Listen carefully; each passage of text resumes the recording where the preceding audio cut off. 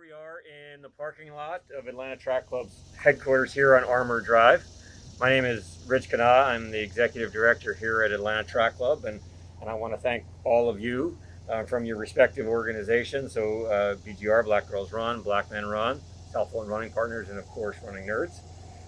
And because of the ongoing pandemic and its impact here in Atlanta. We arrive with our masks on. We are outside. We are socially distanced. So, for purposes of this conversation, if you guys are okay with it, let's take our masks off. Is that fair? Sounds good. Okay. All right. Here we go. So appreciate the fact that you guys took the time to come and have this conversation today. And we've set up all of our common ground conversations with a bit of an intro first. So I'll start with that intro. So Atlanta Track Club is 55 years old. We're a nonprofit, and our mission is to impact health and wellness through running and walking, which is probably very similar to each of your missions. And we have, for the entire history of the organization, not strayed from our mission and not talked about things in the public sphere that deviated from our day-to-day focus. Then 2020 came. And when Ahmaud Arbery was killed while running, that gave us, we felt, this opportunity to step into a conversation on race, racism, specifically racism in the running community. So that's why we created this initiative, Common Ground, where we could listen and learn from other organizations and take those listenings and learnings and bring them back to build an action plan going forward for the track club.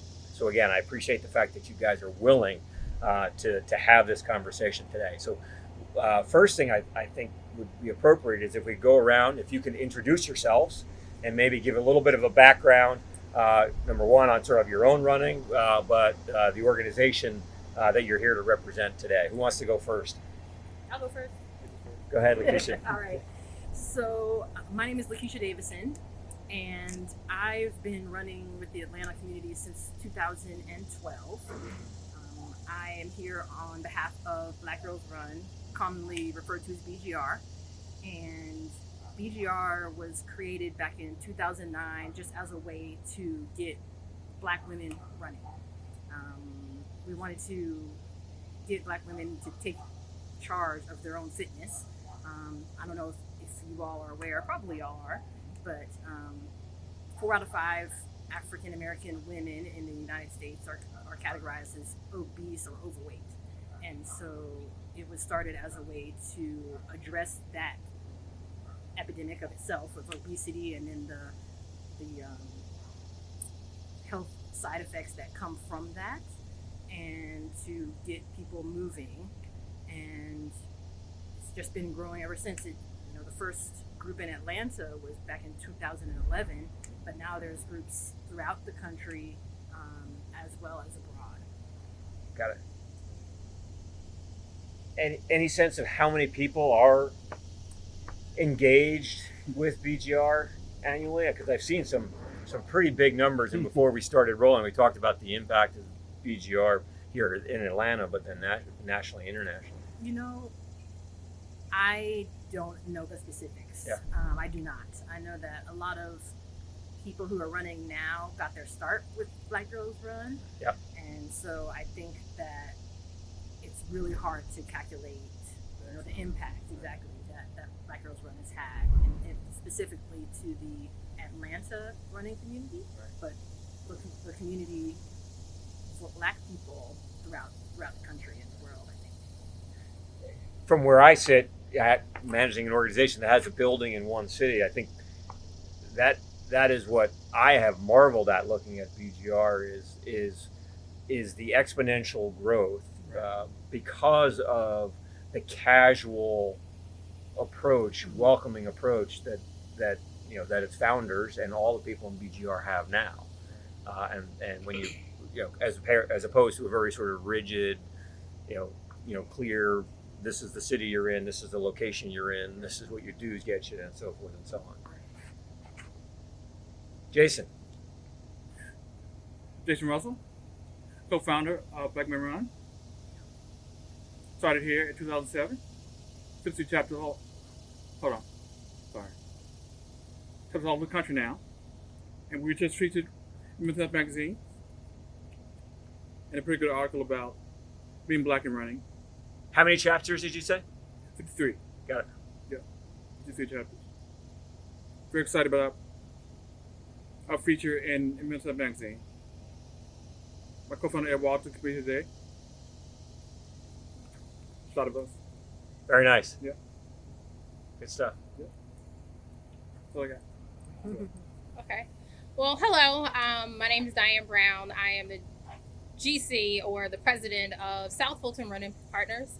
We are the oldest African American running club in the nation, founded in 1975, and we still have one of our founders with us, Mr. Jim Lemon. Many of our partners run with the Running Nerds, they run with BGR, BMR.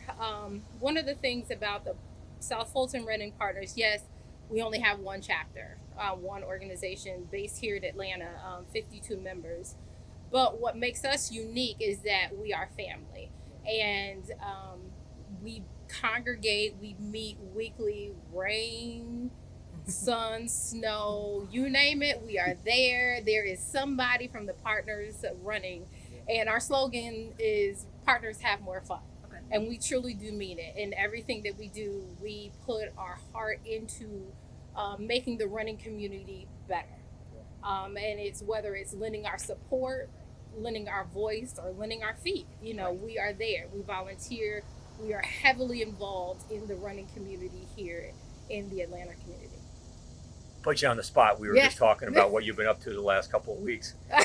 How many miles have you covered? I've covered 50 miles, and that's a big feat for me because I started back in March, where even though I'm a running partner, my weekly mileage was maybe 9.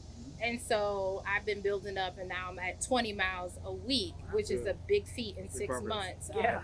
Lost 40 pounds and all of that kind of good stuff. So I had a challenge at the start of the month to run 50 miles, and it's the 18th. So I have probably another 40 more to go for the month. So yeah.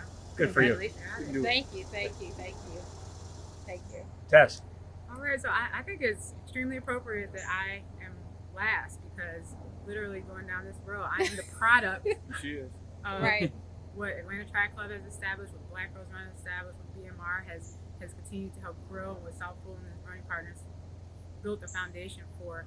And I am Tess Sobelmehan Marshall. I'm a local runner first. That's how I always introduce myself first and foremost. I'm a runner. I'm also a race director, and I'm the founder of Running Nerds LLC. And a lot of people think Running Nerds is a running club, but we're really a facilitator of community, and based here out of Atlanta. We have had run club vibes in terms of we got shirts and we've got, meetups and things of that nature. But we're all about supporting the running community. I'm a big believer in supporting what's established. We created a race series back in 2011, and that has just grown from 1 race to 2 races, and now we're up to about 7 races in our series. And then we're also the producers, and I'm the race director, very proud race director of the race, which is a half marathon, 5K, and now bike ride that takes place here in Atlanta, founded here in Atlanta. Basically a collaboration of all the growth of the African American running community and the growth of Atlanta as Running City USA coming together and saying, hey, let's put on a race that celebrates this growth and this excellence that we have here. And there's no place else that could have founded the race than at the city of Atlanta and our running community. So that's me. I mean, I'm still very much an avid runner. I'm the target demographic for Atlanta Track Club. Somebody that, went out, did a race, had fun, got connected with Black Girls Run. That's how I got my start, and just kept coming out. Got my first Atlanta Track Club membership, did the Grand Prix, did everything you're supposed to do, and now I am a running nerd. Right. Yep. So that's me. Well said. Well, welcome everybody. Thank you, sir. Thank you. The logical next question is we're sitting on these benches that were made from plastic water bottles from the 50th running of the Peachtree, and the initiative that we have is called Common Ground. So just throwing this out to the group, when you hear the words common ground in this conversation that we're having, what do you think? What jumps to your mind? What does it mean? I think for me, it means sort of taking a moment to focus on what unites us as humans, as runners, as people who live in Atlanta, however you want to say it. I think it's something that unites us, and then we can have conversations about how we can strengthen our bonds instead of focusing on the things that separate us or divide us or that make us different from one another. We can focus on the things that are important to focus on, which is what actually connects us. You use the word unite, unity. Was that the thought behind unity? Is bringing people together in some common area? Yeah, and well said, Lakeisha. And just to add to that is access and representation. I think one thing that we do very well here in Atlanta is you can find a group run, Everywhere. a any day. race, somebody getting together in just about every corner of the city, and True. that came from people, coming out to bigger events and then saying, hey, I want to be able to do this exactly where I live, and it's great to be able to come together for our big traditional events, but it's also awesome to be able to just walk outside your door and go get a group run in with a group of friends, participate in a neighborhood event, so that common ground is built from within but spreads out over the city. Got it. Speaking of races, we know there's some big races here. What's your guys' favorite race? Anywhere in the country or anywhere in the world? Peachtree. Peachtree over here. I'm okay with that answer. Yeah, sure. Definitely Peachtree. Peachtree? Yeah. I actually really like the race put on by Running Nerds, the relay. Yeah. That is my favorite race. Just seeing Yeah. everybody For sure, yeah. working kind of together to Right. get their goal. The 4-person team or the 2-person team, and it's like a party on the pavement for It real. is, definitely. So that's my favorite race. I have to say Publix. I love Oh Publix, yeah, yeah. that's a good one. And That's a Great good race. one. you know what I love about Publix is our group tent area. Right. Yeah. That's my favorite part. I've done It's the awesome. full Me a couple too. of times. I've done the half. You have more fun with the half because people are still there. Right. Right. Right. Right. But I love That's true. running through the city, struggling through the hills, Yep. and then hanging out with all the groups after That's the true. race. So Yeah. I would have to say Fond Publix. memories Peachtree there. is cool too, but Publix, I feel like I see everybody. Right. Peachtree, you might miss some people if they're a Right. little faster than you or if they're partying on the pavement on the course. So Right. I'll give it to Too quick. Publix. Yeah, you're right. Well, Publix see, for me, like the Peachtree, because I came from I'm from Akron, Ohio. So you don't see stuff like that, and it was just really Many people. like I remember the first time it was like 60 You what? suck, right? 60,000 people come right, out just right. to run down the street. Like Right. there's no goal, but just to see how a city kind of comes around and supports, and you're just Yeah. screaming. I was Yeah. like, oh, okay, and so I can stop here, get a T-shirt, Right, and, right. hey, take a picture here, Right, right. So that was a big. It was. You're right. And I always think about that every time I run it because the city is involved. It's Right. not just the runners. Yeah. It's the city that's involved. So. Thanks for the answers. Sure. You're welcome. I love how they're all local. Right.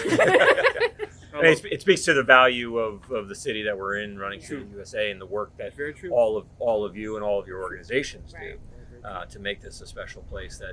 That I like to, and there's no statistics to be able to speak to this, but standing at the finish line of Peachtree Right. and seeing what I believe to be the most racially diverse race in the world for some period of time on the 4th of July. Yeah. We are all sharing that common ground, and to your point, Lakeisha, sort of we're celebrating what makes us, the same, united. I just wish that would last beyond, Yeah. when Right. when they leave the You're on the meadow fence and line. Right. Right. and venture on their way home, which is a segue to my next question. As the track club has made the commitment to act in this area, what kind of conversations, if any, have you had in your respective organizations in terms of the need to have a conversation about racism in the running community specifically? Or Are we an outlier, or is that happening, or has been happening for a long time, and we're just entering this conversation?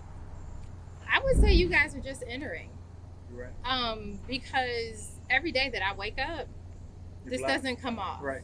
And so I walk into spaces, and it's always interesting to see, like, if I go to the grocery store, I was saying this earlier, I'm here and you have to get something across from me. And you feel it okay to reach across from me to pick up whatever you need and not say, excuse me, I'm a person and I embody the space. Why do you not see me as a human that deserves respect? And so when we run, we're very cognizant of what areas we run in and how we present ourselves. And there's a certain assumption if we run in our own communities, there's a certain level of safety. But when you go into other communities, what precautions do you need to take? That's something that we live with because this doesn't come off. And you have to understand how you're perceived on an everyday basis. Every day. And that's, I think, I appreciate that you're having this conversation and open to hearing the true dialogues and our experiences of not only running while being a minority, but living as a minority in the space. Yep. Well, I'll jump in there and say, like, when I started Running Nerds, I didn't start Running Nerds as a Black running organization. I'm a Black woman that happens to be the leader, and immediately I saw that the African American running community and the Black running community was supportive of me and the events that I was hosting, and even my progression as a runner. And I took took that very, very seriously. So whenever I host an event or put together an event, I know that I'm creating a space that other Black women in particular are going to feel very connected and very comfortable saying, okay, Tess is putting on a race at this, random new brewery at the time. Let me go check it out, versus maybe they wouldn't have felt comfortable just checking that event out if it was just a local, let's be honest, older white guy with the belly putting on a race, Yep. That's it. Not you, Rich. But so I think we've been able to create opportunities for people to feel more comfortable to try running. Right. And then I think, and I don't know if I'm different in my approach to this, but I feel like Atlanta, we're a little different, a little special. Like, I don't feel uncomfortable running in this city, but I definitely have been to out of town events or going out of town and going running, and it's like, okay, this is in my should be here. Right. This is in my normal territory. I make sure I know, not even just from a safety standpoint, but being a woman running, being obviously being African American, but I think it really boils down to like you said, the safe spaces that you're in. I live in a predominantly Black neighborhood. It never crossed my mind to be worried about going out and running. And after the Ahmaud Arbery situation came to light, I was like blown away by something I never really had to think about. And now it's like, this is another layer of thought that you have to have when you go out and run. So if I can for a second speak as the white runner in this conversation, and I'm thinking that I can probably speak for a lot of white runners. When I saw, and I don't know whether any of you took the time to watch a video last week of a 27-year-old Black guy running down the street in Florida, and was stopped by the police because there was a nearby robbery. And this was held out as a victory. This is the way things are supposed to happen. He was stopped. He wasn't beat up. He wasn't killed. But he was stopped and he was put in handcuffs. Right. And there were 6 police cars who showed up, and all while black, and happened to have the same color shirt, where a half a mile away someone had who robbed something. Right. So huge sort of learning experience for me. For you guys, I assume it's that happens every day. It does. I had this conversation with our D&I committee, and some of the black members on our D&I committee said, I didn't even watch that video because it just frustrates me so much. Does a conversation like this, and knowing that you guys have made the time to have this conversation, with an organization that is increasingly racially diverse, but with a white leader, and it's not your job to tell me what I don't know. But if you can, for a second, share with sort of what goes through your mind when you see situations like that, and do you have any suggestions on what a running community can do so that a 27-year-old black guy running down the street can run down the street, or if there is a robbery the block over, the police can ask him a question and keep on moving, so that it doesn't turn into something that we celebrate because the guy wasn't killed. Right. I can sort of talk to the first part of your question, which is, how do we feel about having these conversations with different organizations? And I think, obviously it's not an easy conversation, but I think it's important. And I think it gives a sense of, finally, it sometimes black people can feel like our concerns are just brushed to the side. So we've been saying something has been going on for years, decades, and everyone says that doesn't happen, or you're being overly sensitive. The young people call it like gaslighting, when you just try to sweep somebody's true feelings under the rug and just try to act like it doesn't happen and make them feel crazy. Mm-hmm. And so it can be very hard to go through life knowing that something's happening, having all this anecdotal evidence, and having everyone tell you that you're crazy and that does not happen.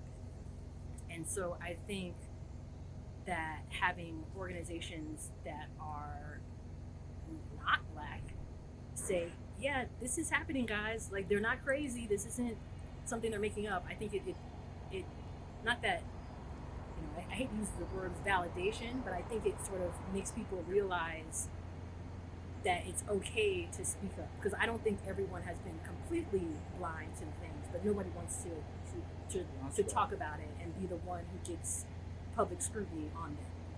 And so I think this is a good way to start. Yeah, I think it's a good way to start. Jason, you and I have had conversations on race for a number of years now. Sure. But 6 months ago, it was, I think, for leaders of running organizations and leaders of organizations of all kinds, it was baby steps, don't break anything, don't offend anybody. Right. But can we make progress? Right. And it feels like now we have an opportunity to say, let's get in some good trouble, right? Right. And let's not be scared to offend people. Right. Yep. I sent an email out to the membership at Atlanta Track Club, and we struggled as a staff to figure out when George Floyd was killed how to speak on that, and we decided not to put anything more on our social media account because everyone was trying to figure out what to say, and thankfully our staff, we kept it real and said we're not ready to be out there. We've got our own work to do before we can start having that that sort of public conversation.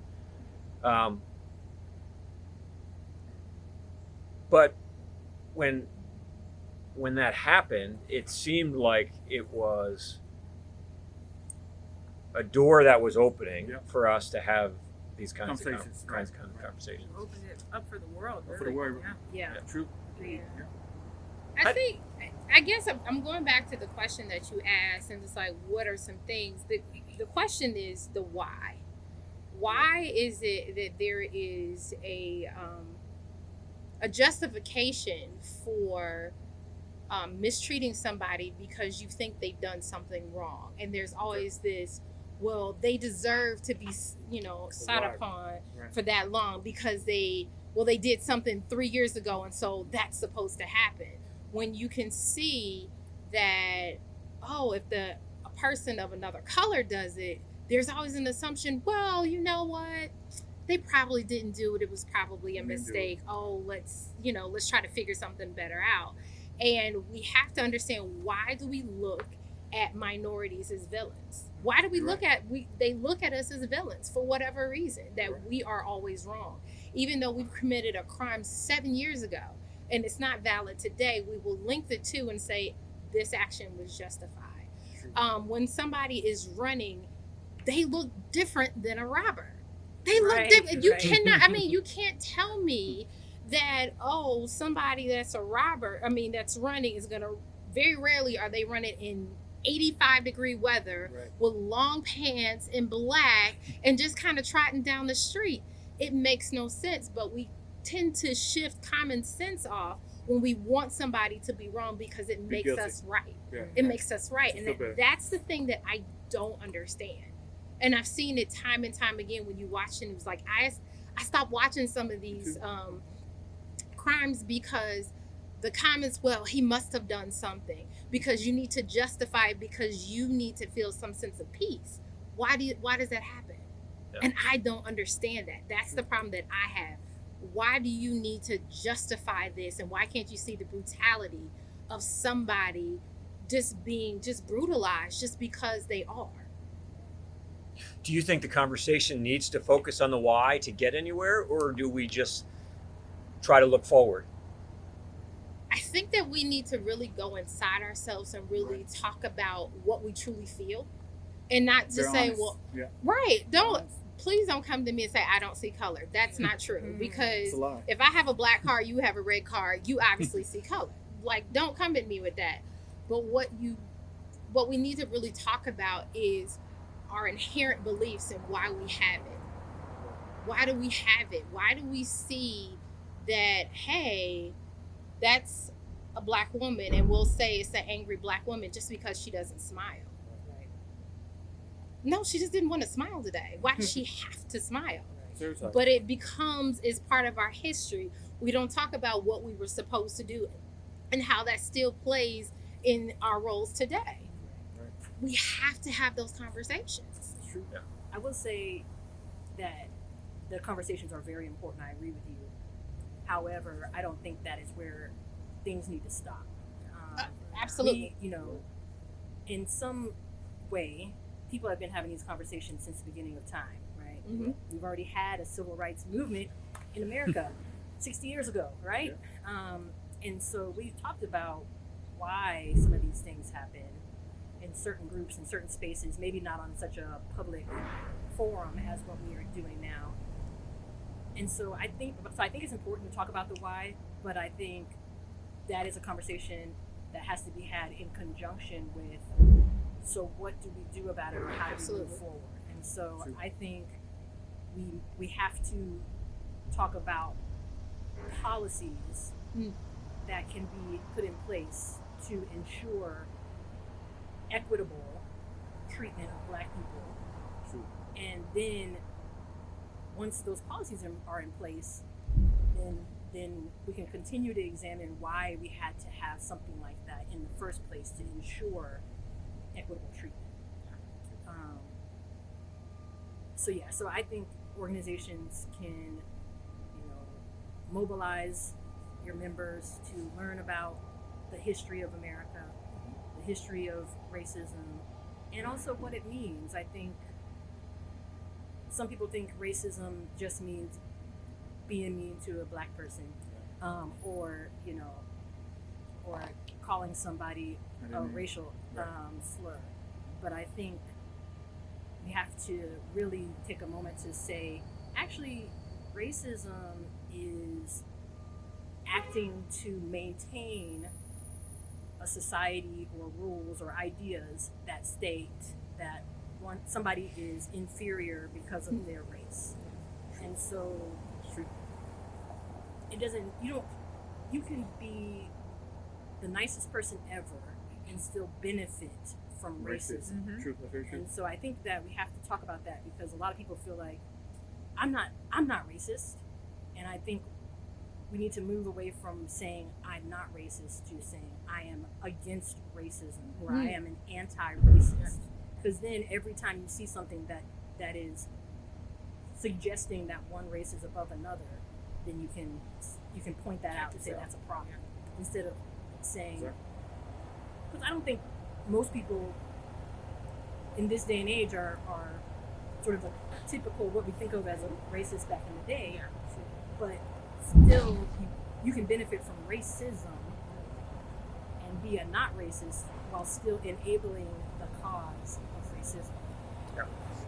So if I can kind of speak to the solutions aspect of your question, I think what we're doing here in Atlanta is a great model, and that being not being afraid to have the conversation. So like everyone has said, the conversation is important, but the action, some of the actions that I think we're doing a great job, and I want to continue to see us grow, are having events and opportunities for people to see runners in all different types of neighborhoods, parks, trails, on the road. You know, one of the things I love to do is bring a race concept to a neighborhood that's never seen a race. I love, running down streets that you don't typically see runners. I take a lot of pride when I run through, particularly black neighborhoods in Atlanta. You'll see people and they're looking at you. Right. Girl, keep it up. Right. I know I've ran with South Fulton running partners on several occasions, and we run in areas that, like, there shouldn't be people running on those roads, but we run in those streets. But I think that really means a lot for people to see running when, a lot of people think of it as that's what they do in the city, or that's what you do at Piedmont Park. You have to go there to do this activity. So, maybe a small piece of the solution as runners, what we could do is continue to expand our activity into all neighborhoods, all areas, so that it doesn't become an odd thing to see a black man running down the street, or to see, a group of people getting together and meeting up and going for a run, or even going for a bike ride, or going for a walk. It could just be walking. So, continuing to grow the reach of a sport that we have all come to love, just as amateurs, just as people just trying to stay healthy. We're not out here trying to, win the gold medal or anything, but, I've noticed a huge uptick in walkers and runners in my neighborhood. I live in a little subdivision because of the pandemic, and it's that kind of like head nod, like we don't talk to each other or anything like that, but there's a group that I see every morning at a certain time. If I run in the afternoon, it's the same guy with his stick walking down the street. There's a young guy that looks like he's trying to stay ready for football season. running. He's running a little too fast up those hills. But, so yeah, I think just continuing to run in places where you don't see running. That was kind of the premise of the race. Is I wanted to run in neighborhoods that people don't run typically. That's why we're running in the southwest and west side corridor. That none of the historical landmarks, so to speak, are in those areas. But I think people appreciate it, being able to run through neighborhoods that you don't typically see running, and in turn, those neighborhoods embrace the events. True. So it's interesting from an event. It's almost like an event version of what BGR, Black Men Run, and South Fulton Running Partners have historically been from a member perspective. So my understanding is, and I'm going to put words in your mouth, Lakeisha, but BGR in many ways made it socially acceptable, socially interesting for Black women in Atlanta to run. So bringing the sport to places where it hasn't necessarily thrived, and South Fulton was the foundation for all of this, right? I think another thing to even push what you said a little further is start younger. Start with the middle school, the younger kids, running, communities, because they run because they love it. Right. And they aren't taught the differences about that we have right now. They run and they just like, hey, you want to run? Great, let's go do it. And they don't have any preconceived notions, and really start bringing those communities together. Because growing up for me, cross-country runners were typically the white kids and the sprinters were the black kids. But just to kind of, cross-pollinate, it's like, hey, there are some kids in middle school who like to do the long distance running, and then there are some, white kids who want to do sprinting Sprint and they're runs. great at, Yeah. and just really how do you get those communities to talk to one another and understand what they like and dislike, and just really just build that community there, start it younger as opposed to always wait until they're older. Yeah. Have you your respective organizations, and I know you're very different in how you operate, what your missions are, in the last few months? Do you see between COVID and social justice and racism sort of being front and center? Do you see increased interest in membership and engagement in your Sure. organizations from Definitely. members of the Black community? We do, definitely. Yeah, we do. I would say I see a lot more people willing to give it a try. They start, because right. everyone is sitting at home, Doing nothing. and so they may say, I never really saw Black people running, or I never really saw XYZ, but I'll give it a try. I don't have anything better to do. So COVID has made people more willing to try different things.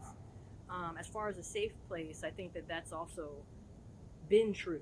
I'm not sure that it's been more accentuated now, but certainly I feel like Black women have wanted a place where they could start learning about running and learning Sure. about their fitness without always being the minority, Right. and Exactly. having people feeling like people were judging them based on whatever Shape. preconceived Right. notion they may have about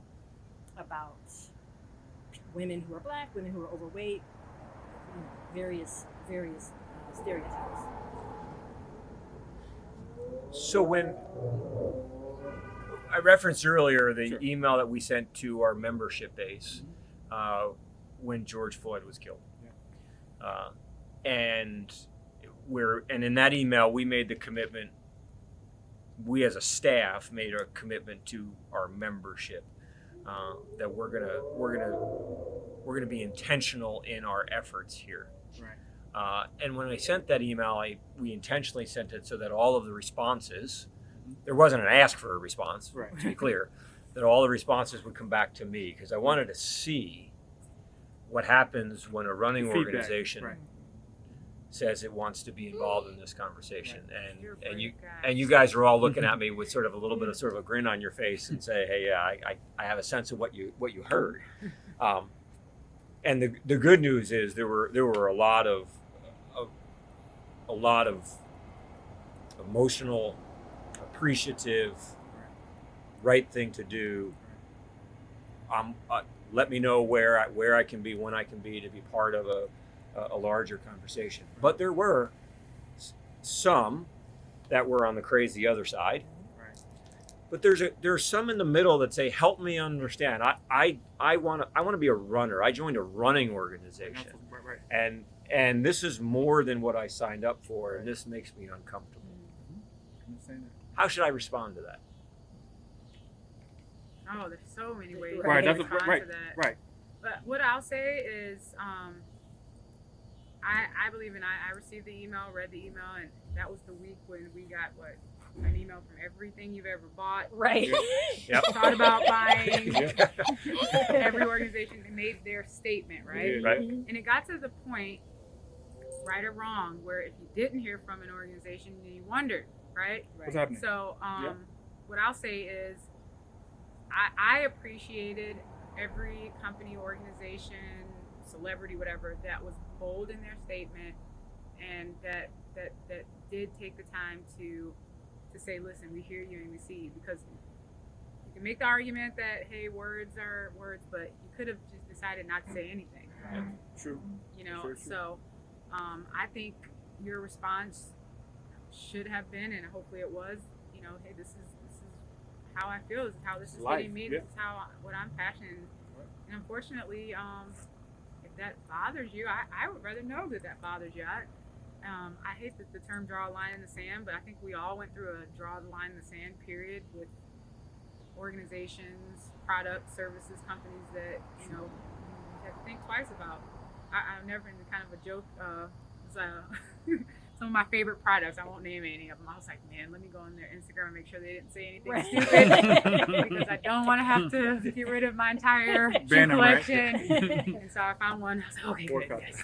So, but no, I think if that's how you feel and that's your truth, being bold to speak it, that meant a lot to me. Me too. And I know it meant a lot to people who are, those of us who have been members of Atlanta Track Club and been involved. Yeah. We know your heart. We know the track club's heart. We're involved. Right. I would guess a lot of the way to the other side comments you got are people who are surface Atlanta Track Club members. The people who are in the middle are people who genuinely ask the question, how do I respond to this? So I know that was a long response. I know you guys probably have.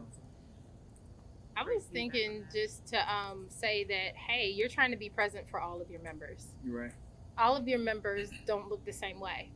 And just because an issue isn't facing you doesn't mean it's not facing somebody else. And as a leader, you have to do what your members dictate. And that's what your members are dictating, that they need a voice. And they need somebody that they can feel safe with, and have the safe zone and that safe space to say, this has impacted me. How do I proceed? And really just have that conversation and come up with action items to go forward. Got it. And I think, running, people sometimes think of it as a very solitary sport.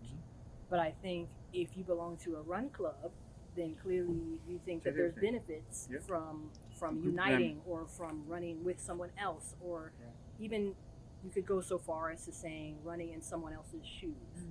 And so I think that you can respond to people who are not sure that they want to get involved in this conversation by saying, this is our community. Right. You are, as a member of Atlanta Track Club, you are part of a running community. Yeah. And communities that function well look out for each other. True. And in order to really look out for one another and advocate for each other, you have to experience or be willing to hear about the experiences of someone different than you. And so even if you are not at a place yet where you feel like you can be vocal about what you're seeing and experiencing, I think it's important to experience it and sort of sit with it for a little bit, and talk about how you're feeling with your friends and family, and basically take care of your community. Yeah. Very well said. Sure said. So you speak about community. We overlap with what we do. Right. We complement each other. I can't really come up with any scenarios where we really compete with each other. Right.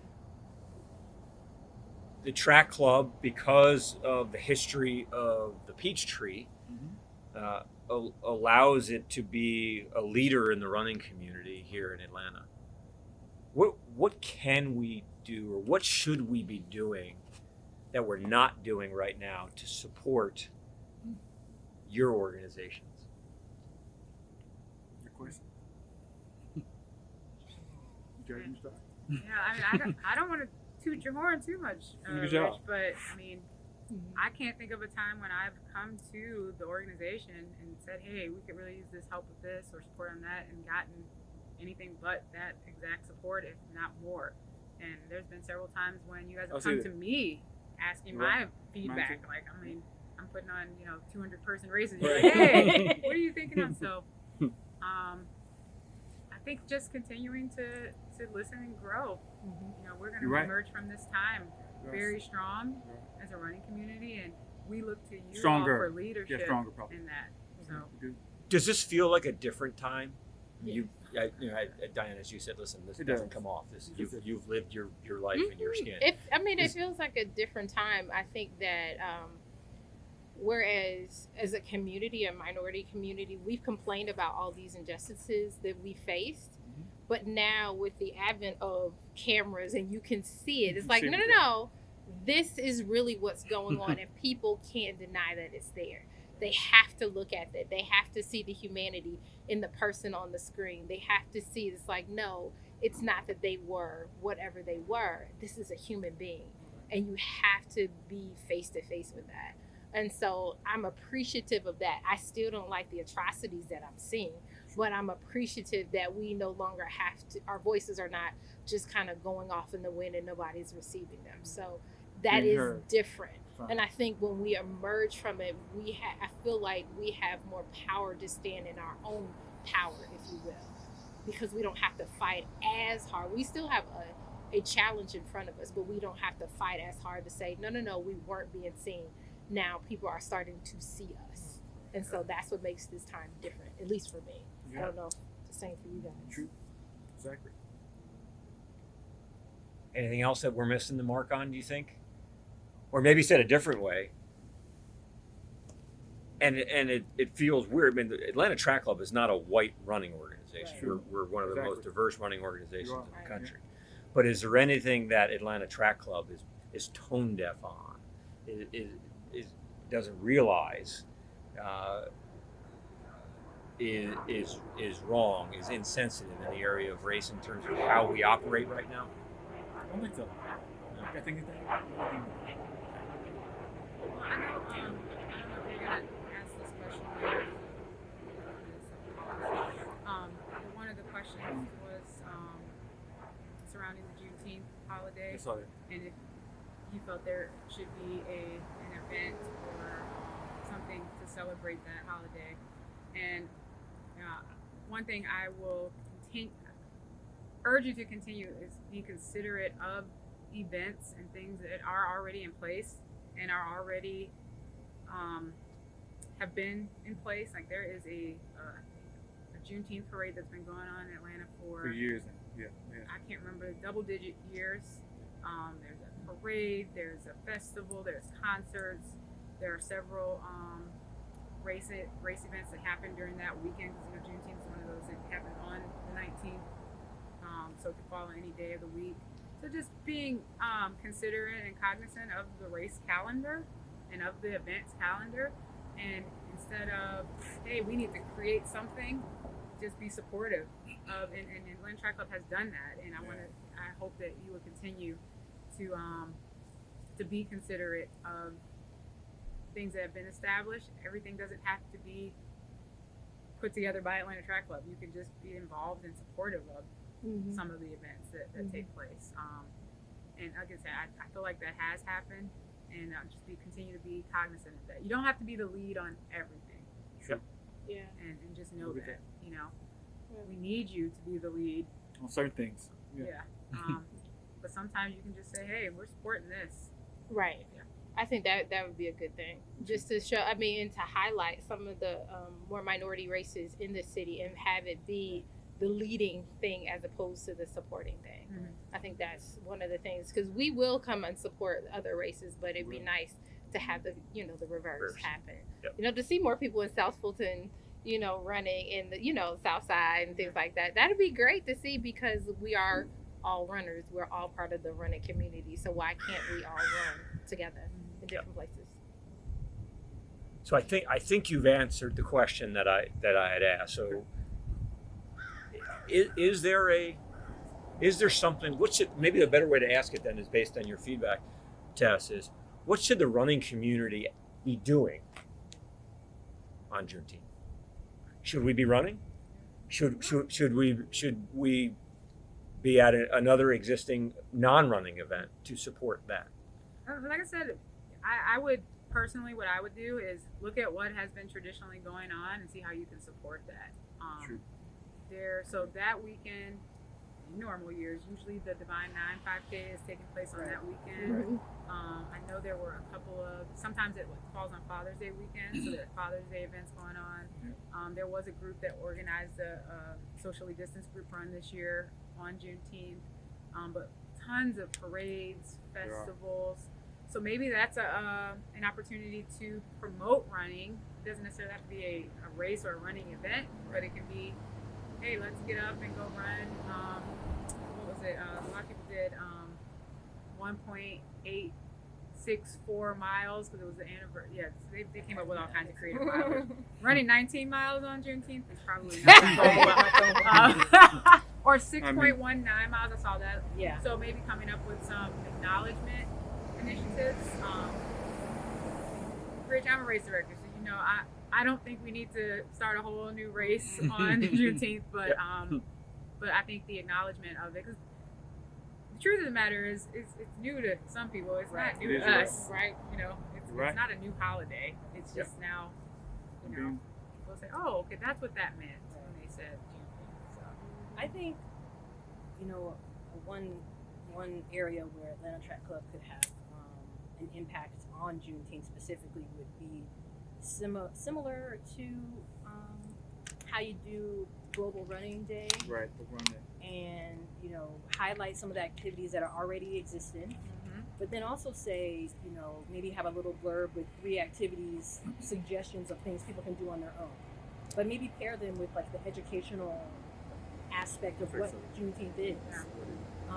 And so maybe have different themes in your suggestions for people to do their own virtual runs. They're not going to get a medal, they're not going to get anything, but T-shirt, right? just to sort of think about what it means, Right. and kind of sit with that. I think it would be, you could talk about Juneteenth, also known as Emancipation Day, and just get people talking about it that maybe weren't talking about it previously, because as Tess said, a lot of people have known what Juneteenth was for a very long time. Exactly.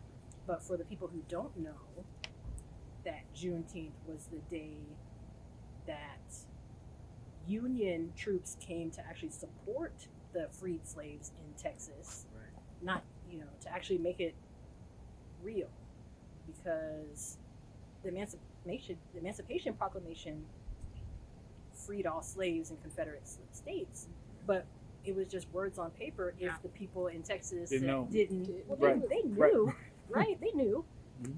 but you can note things, but if you're not empowered to actually live that, it doesn't matter. True. And so somebody can tell me I'm free, but if somebody is standing over me with a weapon telling me, no, you need to work, Right. I'm not free, Right. So you Right. have to have things in place that actually, so that's the importance of Juneteenth, is that it was actually enforced the Emancipation Proclamation. And so if there can be education about that on the webpage on that day, I think that might be a good way to sort of honor the holiday. It's a good suggestion. To both of your points, I'm embarrassed at how little I knew about Juneteenth. I was aware of it, but how little I knew until this year. And how I learned more was going to the event that you referenced that Shannon and Kenah put together. So because of the running community, I am more educated. That's a good thing, right? And that's what I want this takeaway to be. I want this running community in Atlanta to lead the way for the people who are not in the running community or running communities around the country. Right. Okay. And we're only going to be able to do that together and Right. by having sort of these conversations. And if the track club is going sideways on something, say, hey, I'm not sure that's really what you should be doing. Right. But you being willing to have this conversation with the track club and with me today is hugely valuable in this journey that the track club is on to do and not talk going forward. Is there any questions you guys have for me? I'm curious, how did you respond to those questions questions. and those? What was kind of your Leave me out. most common response?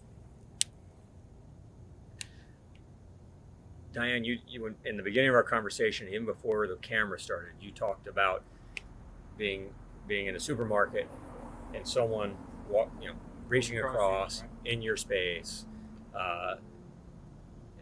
completely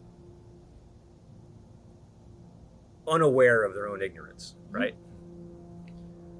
And I would imagine every time that happens, you sort of you can feel yourself getting warm and angry and so forth and so on, and how you just handled yourself and don't do anything stupid.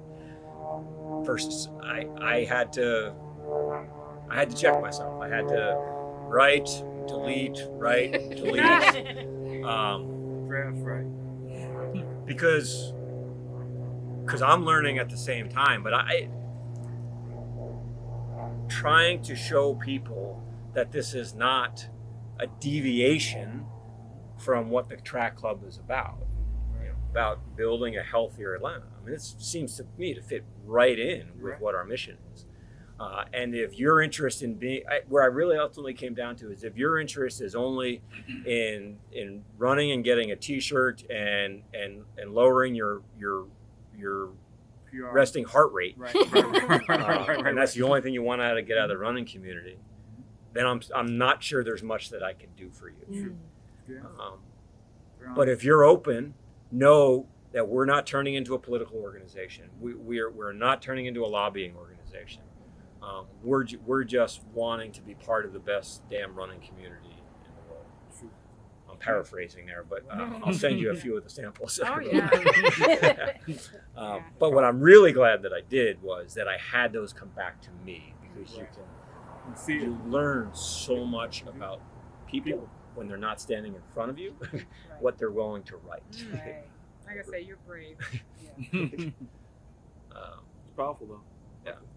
Um, So as we wrap up, I hope as we go forward that the track club continues to work with all of you guys personally and with your organizations, and that at any time you feel the need where to help, support, provide criticism and critique to the organization, to just help the running community in general, please hope you feel that we want and are interested in your engagement and your membership in Running City USA.